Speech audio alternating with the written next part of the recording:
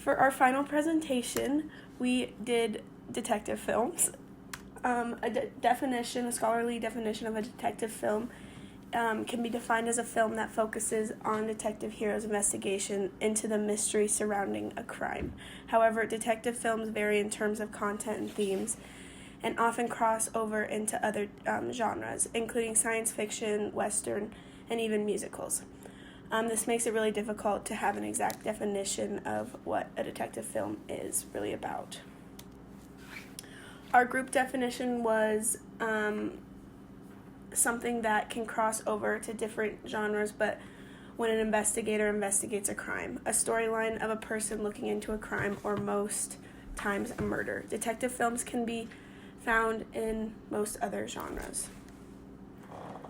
Characteristics of detective fiction films are seemingly perfect crimes, great powers of an investigator, startling and unexpected, the problem and the solution, quiet and suspenseful audio visuals, a narrative that follows an investigation, and a protagonist that functions as a detective figure. My first movie that I did was Gone Girl, and that was the 2000 to present. And it was made in 2014. The release date was October 3rd. The director was David Fincher. It starred Ben Affleck, Neil Patrick Harris, and Tyler Perry. Country was North America. Filming location was in Missouri. The music was done by Trent Reznor and Atticus Ross. And the cinematography was Jeff Cronenweth. And the film editing was Kiro Baxter. Distributor was 20th Century Fox. The runtime was 2 hours and 29 minutes. The color was cold and bleak. There were blues, greens, and silky yellows. Sound mix was Dolby Digital and Dolby Surround 7.1. Aspect ratio was 2.35 to 1. The printed film was D Cinema. The budget was $61 million, and the box office made $369.3 million. The plot synopsis of Gone Girl is Nick, who was played by Ben Affleck, and his wife Amy have this vision of other people seeing the marriage as something that is joyous. When the marriage turns into something that is not blissful, Amy disappears and Nick becomes the prime suspect in her murder. The disappearance of Amy leads to huge questions of the life and marriage of the couple. Amy heads to her ex-husband when she disappears and meddles with the well-being of not only him but her. Elements needed to be classified in the genre: the problem and the solution. The problem was seemingly perfect marriage that turns bad, and the solution was finding Amy and seeing her true self in her actions. Protagonist, the second one was protagonist that functions as a detective. Nick Dune has his mind set on not getting the blame of the murder of his wife, and he takes it into his own hands and investigates the disappearance of his own wife.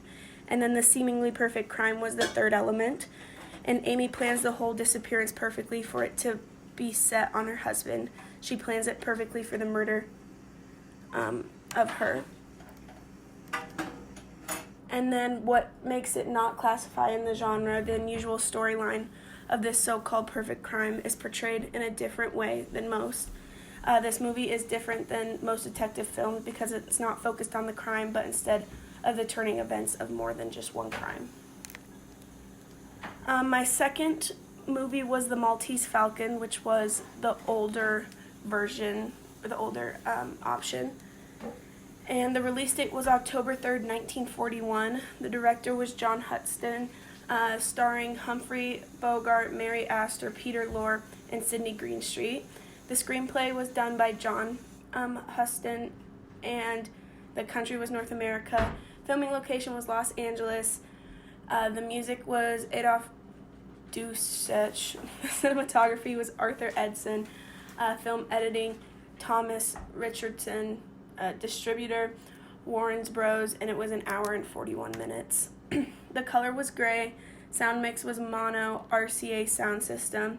The aspect ratio was 1.37 to 1. The printed film format was 35 millimeters. The budget was $375,000, and the box office made 1.7. The plot synopsis of The Maltese Falcon is a detective, Sam Spade, gets more than he wanted when he agreed to a case brought to him by a very gorgeous woman who is very secretive. Sam's partner is murdered. After so many other bad things pop up in the movie, Sam decides to find the one thing that all of these problems are coming back to, and it's the Maltese Falcon. Elements needed to be classified: a perfect crime, the problem and the solution. The problem was that the beautiful woman shows up in the death of Sam's partner, and the solution was finding the Maltese Falcon, which is portrayed as the solution to all the problems that showed up in the movie. And the protagonist that functions as a detective figure, Sam Spade, is that. It does not classify in the genre because in the ending of the Maltese Falcon, in a way does not have an unexpected ending. It does not end tragic, and it does not end happy. Our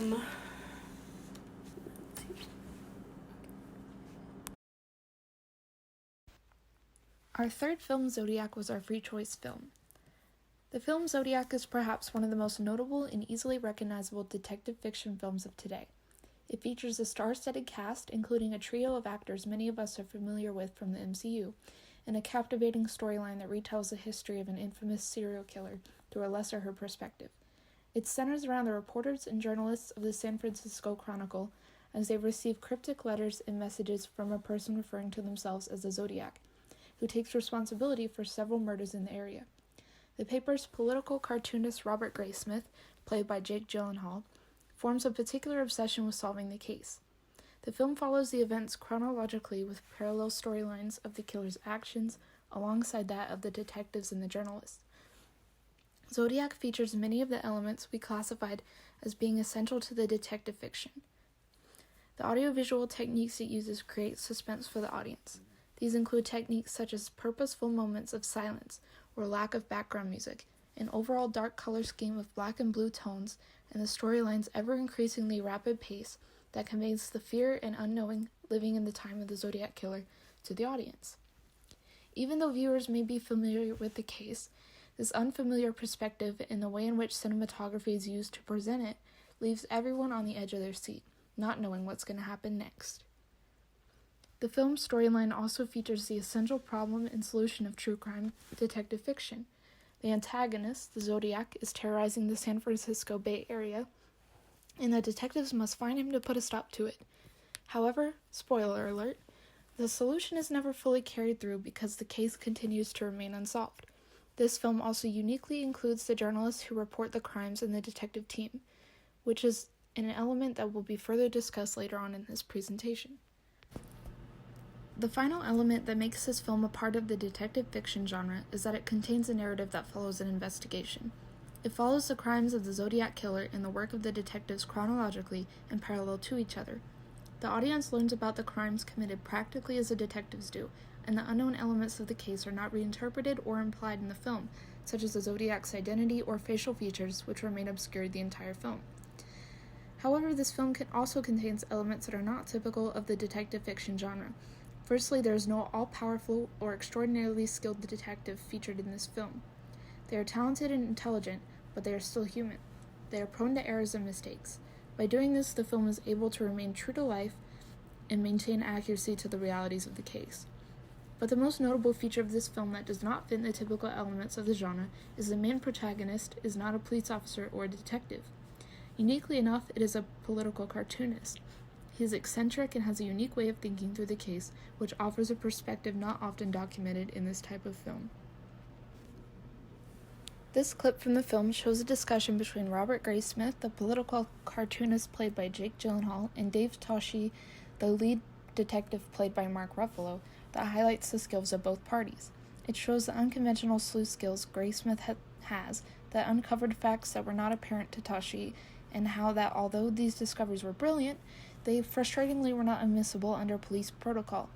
This frustration is conveyed to and felt by the audience and is never fully relieved as the case remains true to reality and that it continues to be unsolved. Overall, I really recommend watching this film. The storyline is captivating, it's beautifully shot, and the casting is brilliant. It is a relatively long film, but it is quite fast-paced and suspenseful, so it doesn't feel as long as it is. Our fourth and final film was our foreign film option. The film The Lives of Others is a German detective fiction film that documents a case that an acclaimed secret police officer is assigned to working. Gerd Weissler is the top Stasi officer who is given the most important investigations into potential cases of treason. This film follows him as he monitors the lives of a famous playwright and his lover who have been accused of speaking out and working against the government. During this investigation, Weissler finds himself becoming sympathetic and connected to the couple, and he becomes torn between his loyalties to his employers and his emotional attachment to the people he is spying on. This film contains several elements that we classified as being essential to the detective fiction genre.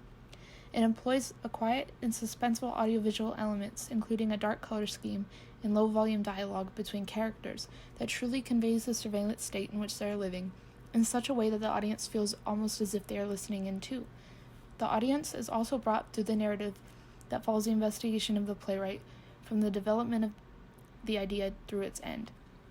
This feature is an essential aspect of the genre, and the film does it quite brilliantly by following the case chronologically and in a parallel manner that bounces back and forth from Weissler's observations into the life of the playwright, sometimes in such a way that the audience is not sure if they are listening in with Weissler or listening in on their own. Most notable to the genre, however, is the featured element of the highly skilled investigator, obviously in this film the character of Gerd Weissler.